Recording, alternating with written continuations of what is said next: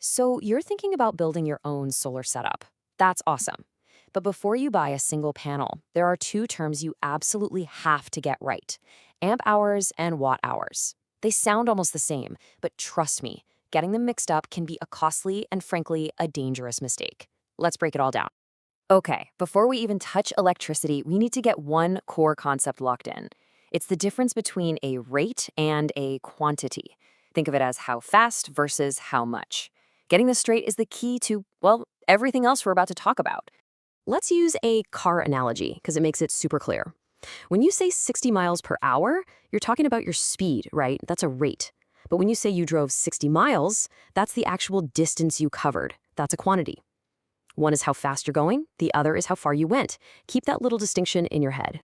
All right, you with me?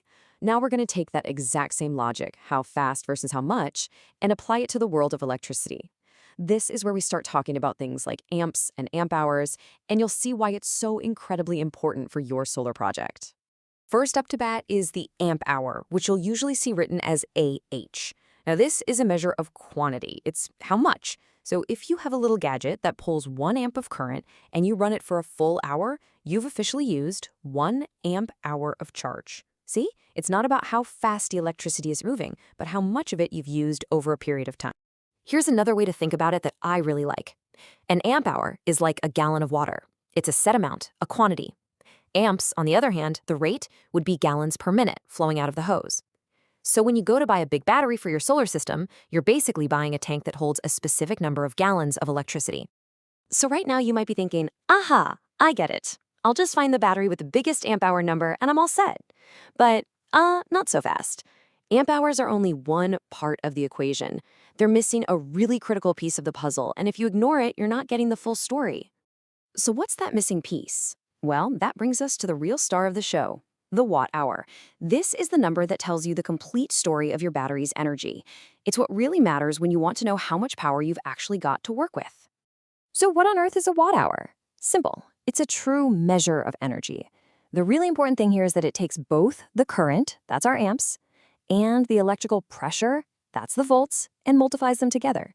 It's the whole shebang. It's the most complete and honest way to talk about how much energy is in a battery. And you know what? The math is actually super easy. You just take your battery's amp hour rating, let's use a nice round 100 amp hours for our example, then you multiply that by your system's voltage. A 12-volt system is really common. So 100 times 12, boom, that gives you 1200 watt hours. That number is the total energy your battery can actually hold. Okay, so 1200 watt hours. It sounds like a lot, but what does that number actually mean in the real world? Let's put it into a context you're probably already very familiar with, your monthly electric bill. If you've ever looked at your bill, you've probably seen the letters kWh. That just stands for kilowatt hour, and kilo is just a fancy way of saying 1,000. So 1 kilowatt hour is simply 1,000 watt hours. It's the exact same measurement, just scaled up for bigger numbers. To give you a feel for it, a modern, pretty efficient refrigerator uses about 1.5 kilowatt hours of energy per day. That's 1,500 watt hours, just to keep your food cold for 24 hours.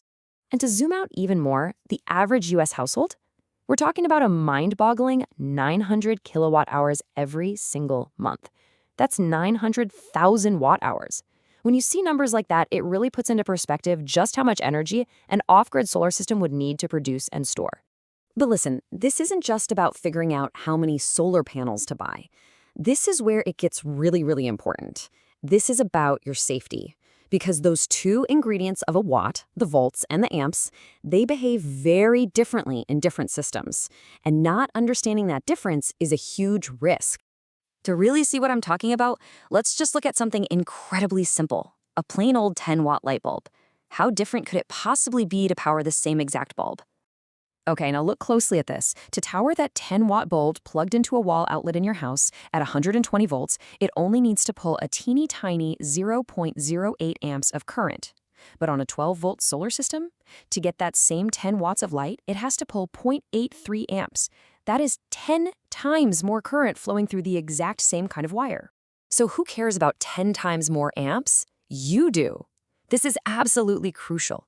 The amount of current, the amps, is what dictates how thick your wires need to be. It's what decides the size of your fuses and your circuit breakers. That higher current means you need much thicker and, yeah, more expensive copper wire. If you use wire that's too thin for the amps you're pulling, it can overheat, melt its insulation, and start a fire. This is a safety rule you absolutely cannot bend. So there you have it. By understanding the simple difference between a rate like amps and a quantity like watt-hours, and by seeing how volts and amps work together, you now have the fundamental knowledge to plan a solar system that's not just going to work, but more importantly, is going to be safe. And that, my friend, leads us to the next logical step on your solar journey. You now have the tools to actually measure and understand electrical energy. So the real question becomes, how much energy do you actually need?